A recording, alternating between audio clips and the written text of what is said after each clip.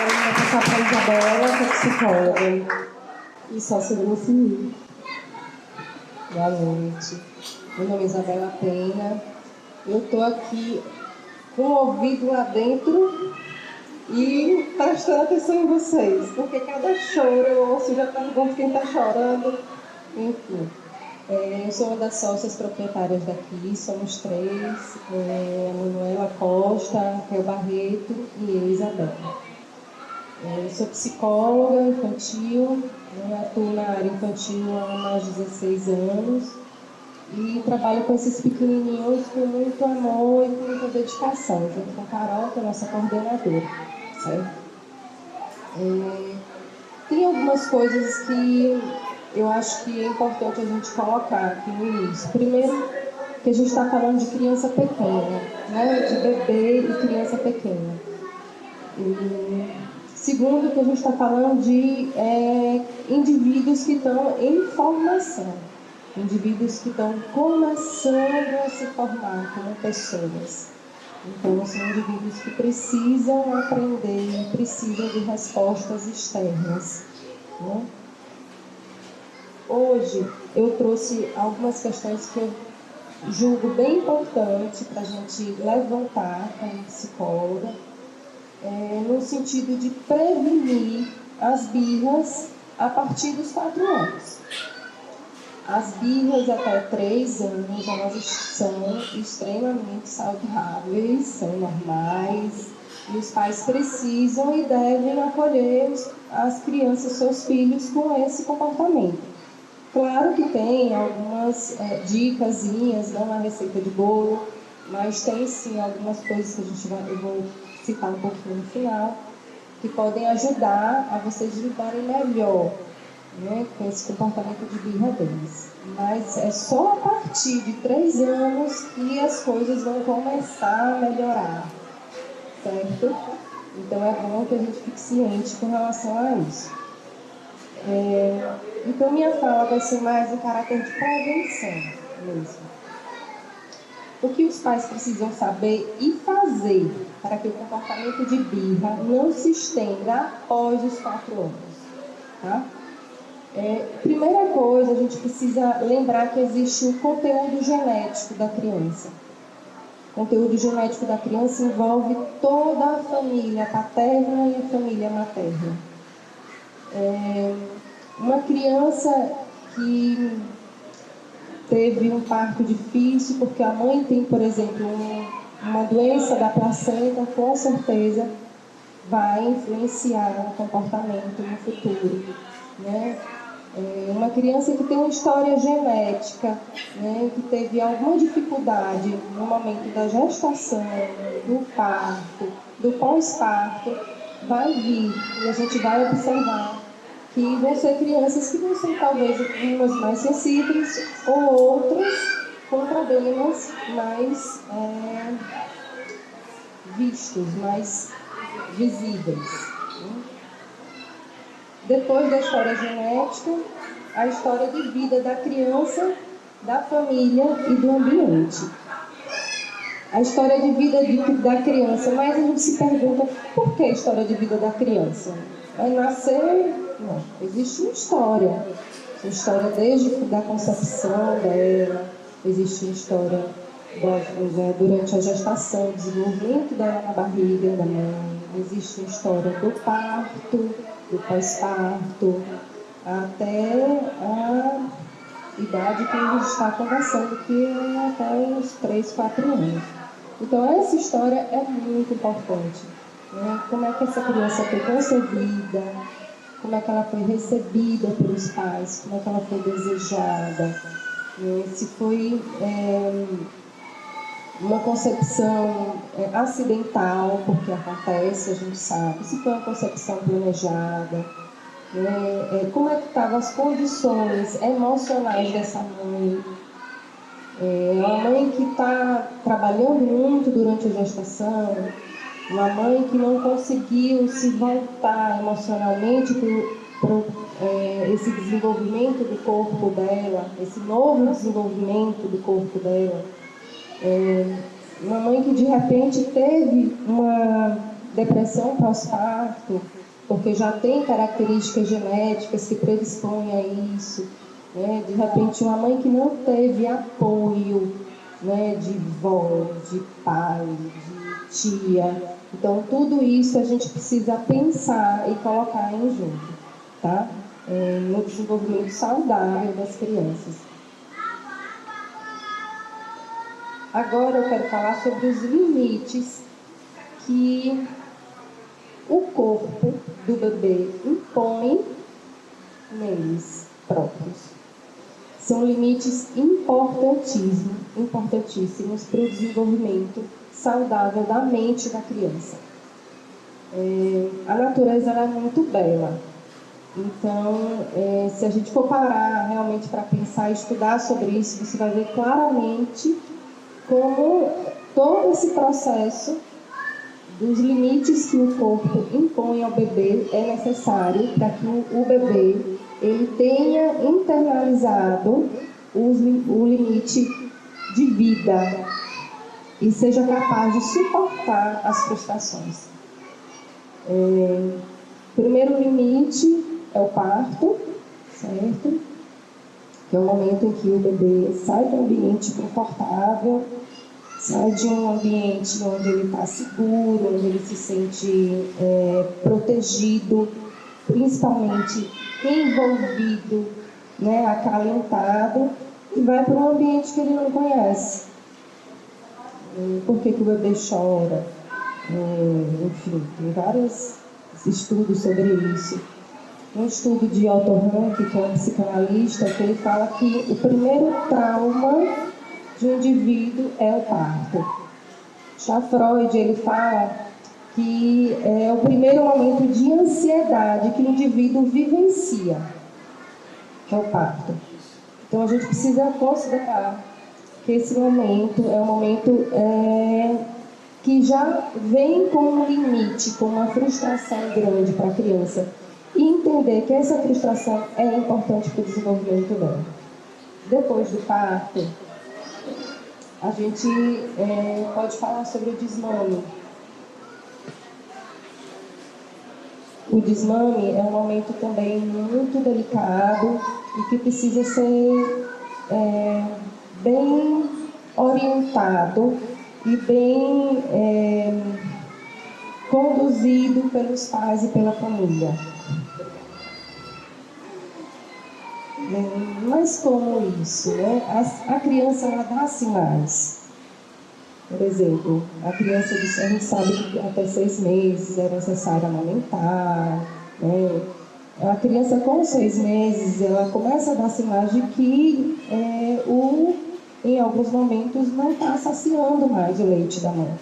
Então a mãe precisa estar nesse contato bem próximo para poder sentir que é o momento certo de estar inserindo, junto com o seu pediatra, junto com o seu médico, o médico do bebê, no caso. Além disso, tem também um desmame total. Porque você vai inserindo a comidinha, você vai inserindo a frutinha, a papinha, mas tem um momento que é próximo aos 2 anos que é preciso desmamar mesmo, né? Tirar o peito do bebê. Esse é um momento, mais um momento de limite que a criança vive, de frustração e que é extremamente necessário para o desenvolvimento saudável dela. A gente está falando sobre o parto, o desmame, depois eu vou terminar outros tópicos, mas a gente precisa lembrar que tudo isso se refere à separação mãe-bebê. Existe um momento que é muito importante essa vinculação. O momento do próximo ao parto, nos últimos meses, e o pós-parto, até 4, 6 meses. Então, esse momento é importantíssimo, né, para o vínculo dessa mãe com esse bebê. Mas existe também uma necessidade de que, a partir dos 6 meses, esse vínculo vá devagarzinho, com cautela, se distanciando. O Winnicott, que é um psicanalista e pediatra também. Ele fala sobre preocupação materna primária, que é uma vivência que a mãe passa junto com o bebê, uma vivência que ele chama de doentia. Logo que a criança nasce. Eu não sei, vocês com certeza sabem, mas, por exemplo, um exemplo típico é uma mãe que sabe quando o bebê chora porque está com fome, chora porque está incomodado, com sono, chora porque, sei lá, quer fazer xixi, né? Fez xixi na fralda. Então, assim, essa conexão de mãe e filho, que a gente chama de preocupação materna primária, que é extremamente saudável, mas é vivido de forma doentia sim, simbiótica sim, porque para a mãe poder captar esses sinais, ela precisa estar totalmente voltada para seu bebê, certo? Mas voltando lá para os limites que o corpo impõe ao bebê e à criança pequena, depois do desmame, tem o controle dos esfínteres, certo? A criança passou por um parto normal, né, tranquilo, sem grandes estresses, sem grandes problemas. Passou por um desmame tranquilo. E passa também por essa fase de controle dos esfínteres de uma forma leve e adequada, né, também mais um motivo para ela poder desenvolver uma mente bem saudável e evitar as birras. Mas como é que a gente pode afirmar e pode dizer que a criança passa por essa fase de controle de esfínteres de maneira saudável? É a partir do momento que ela não traz sintomas. É uma criança que os adultos conseguem perceber o momento que ela está preparada para desfraldar. Uma criança que de repente já consegue perceber na fraldinha que está de cocô, que está botando de cocô. A criança que percebe que já quer fazer cocô e avisa que quer fazer cocô. A criança que já passa durante o dia inteiro, a maior parte do tempo, com a fraldinha seca. E depois ela faz xixi de uma vez. Então, assim, começar a perceber esses pequenas situações que são muito importantes para o desenvolvimento do controle dos esfínteres e para que a criança possa deixar a fralda sem traumas. Depois do controle dos esfínteres, existe a separação propriamente dita, certo? Que ela começa a partir dos 3 anos, que é onde a criança começa a se desenvolver mais o cérebro, e esse mecanismo de 2, 3 anos de intensificação de birras é justamente por isso, porque ela quer explorar o ambiente, porque ela quer viver, porque ela quer dizer não aos limites que são impostos a ela. Então é nesse momento que a gente observa de forma clara essa tentativa da criança de separação mesmo, não que vá separar no sentido assim, físico, emocional, mas ela está mostrando que ela tem um traço de personalidade, ela está mostrando que ela tem desejo, ela está mostrando que ela tem preferência de forma de pensar, enfim. Bom, mas vamos lá falar das birras, né? Que eu acho que é algo que tem sido bastante requisitado, tem sido bastante falado, tem sido bastante procurado a nós, psicólogos, pedagogos, pediatras também, né, Raquel? É um tema que é muito real na vida da gente, principalmente quem tem criança pequena e quem vive esse universo de cuidar e de acompanhar crianças pequenas. Existe inicialmente uma regra básica para prevenir as birras, que é a rotina, como a Carol trouxe e Raquel falou também. A rotina precisa ser preservada. A rotina da criança precisa ser preservada. A hora de dormir, a hora de acordar, o momento que a criança vai comer, tudo isso que ela faz parte do universo dela precisa ser preservado. Às vezes alguns pais perguntam assim, mas eles saem aqui no berçário e quando chegam em casa não comem. Né? Mas o que acontece? Vamos lá, vamos conversar. O que foi que aconteceu? Eu fui para o restaurante, precisou almoçar um pouquinho mais tarde, ele precisou dormir um pouquinho mais tarde, ou então a gente saiu, acabou fazendo um programa diferente. É muito bacana, mas vai mexer com a rotina da criança, né? É fato. Então, esse olhar para a criança, não como a criança que está peitando ou desrespeitando o pai, é muito importante.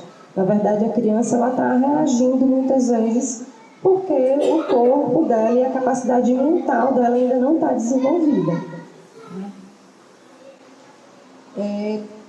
Não tem receita de bolo, mas tem algumas regrinhas que são importantes, que eu acho que vale a pena a gente falar. Primeira coisa é observar e perceber o momento da birra da criança, por que ela está fazendo birra, né? O que ela quer realmente, o que a criança quer falar, né? O que foi que aconteceu, e se a birra teve um motivo ou se não teve um motivo aparente. Se não teve um motivo aparente, a primeira coisa é ignorar. Isso é uma mensagem importantíssima para vocês. Não teve motivo aparente, não está com sono, não está com fome, né? Vamos ignorar. Tirar do ambiente em alguns momentos. Mas aí eu volto à questão dos comportamentos de birra. Quais são os comportamentos de birra mais frequentes? Geralmente é o choro, geralmente a agitação motora dos braços, pernas, se jogar no chão, e tem crianças que batem a cabeça também, viu? É uma situação bem delicada. Momentos em que a criança pode se machucar, deve se conter, como as meninas colocaram. Os momentos que a criança pode lidar com a situação, é importante que vocês sintam, tire um pouquinho do ambiente, né? Converse de forma bem clara e objetiva e nomeie os sentimentos e as emoções dela. Se a birra foi em um local público, é uma coisa que acontece muito em supermercado, em shopping. Eu acho que vocês vivenciam isso demais. É um ambiente cheio de estímulos, né, gente? Então, a primeira coisa que a gente precisa pensar e olhar para a nossa criança não como uma criança, uma pessoa, um indivíduo que está fazendo passar vergonha, não. Ignore o resto e se volte para a criança e se lembre que é do desenvolvimento dela, tá? Outra regrinha muito importante é o não. Se disse o não, segura o não. Porque se não segurar, já era. Às vezes, assim, os pais me perguntam: o que eu faço nesse momento quando está fazendo alguma malcriação, ou então está desrespeitando, como eles falam. Os pais usam muito isso, mas na verdade não é um desrespeito aos pais, né? É mais uma reação motora e mental da criança por não se comunicar de forma ainda adequada, por não ter a capacidade de comunicação desenvolvida ainda. Então, assim, eu brinco com os pais assim: se você está inseguro para falar não fale. É melhor não falar. Melhor dar uma ajeitadinha aqui, dar uma ajeitadinha ali, mas falou não, tentar segurar o não. Porque eles são muito espertos e eles estão numa fase que tudo que vem de limite à autoridade dos pais, eles querem contestar, porque eles querem explorar o ambiente, eles querem saber se existe algo a mais do que a vidinha que eles têm na relação com a mãe, na relação com o pai, na relação com a avó. até onde eles podem ir, né? Existe muita curiosidade aí. A gente hoje, pensando aqui como adultos em coisas relacionadas a nossos filhos lá dentro, pensando só nos brinquedinhos, em como é que eu posso fazer para chegar até aquele brinquedinho. Então, assim, isso é importante a gente ter em mente, tentar entrar em contato com essa criança, né? Ter empatia e tentar imaginar o que eles podem estar pensando. Outra coisa importante é não ameaçar e não bater, certo? As pessoas falam muito, mas psicólogo sempre diz que não é para bater. Não é para bater. A psicologia tem 100 anos, é muito jovem realmente, mas hoje a gente sabe das consequências, né, graves das ameaças e da violência contra a criança e contra o indivíduo, de forma geral. Não só consequências físicas, que eu digo, mas consequências emocionais, de desenvolvimento de distúrbios, transtornos emocionais, incapacitantes, às vezes. Eu já vi relatos de crianças em que elas falavam abertamente para mim: meu pai me bate. Por isso que eu bato no meu coleguinha. E ele fala pra mim: se bateu, bate de novo. Bateu em você, bate de novo. Então, assim, por que eu estou falando isso? Para a gente ter consciência da importância desse indivíduo que está em formação, desse indivíduo que está querendo ir para o mundo, né? Querendo vir, nascer e conhecer todo esse novo espaço que ele não conhece, né? Não só ambiental, mas das pessoas também, nas relações. Outra coisa que é muito importante no final da birra, no momento em que você conversa com a criança, no momento em que você diz para ela que o que ela fez foi errado, que ela não precisava bater, chorar, cair no chão, ela poderia falar ou se comunicar de outra forma, para dizer o que ela pensa, dizer o que ela sente. No final, falar que confia nela e que sabe, que confia que ela não vai fazer de novo. Isso é muito importante. Mesmo que na mesma hora ela faça outra birra, mas esse processo de você acalmar a criança, conversar com a criança e depois mostrar para ela que você confia nela e que acredita nela, que ela não vai fazer de novo, é importante. Vai chegar um momento que é realmente próximo aos 4 anos, em que as coisas vão começar a ser diferentes. Eu estou vendo os pais rindo ali já. É isso, gente. A gente que gostaria de agradecer, né? Infelizmente a gente vai ter que encerrar por causa do horário de fechamento do berçário. E espero que momentos como esse, com outros temas, a gente também possa fazer essa troca de ideia. Isso é muito importante, né? Da gente não ficar isolado e dividir, né? Partilhar conhecimento. Então, o berçário Nosso Ninho agradece muito a presença de vocês, a presença de Raquel, mais uma vez aqui junto com a gente, que é uma parceira, né, da Pediatria com Amor. E que vocês tenham uma noite sem birras hoje.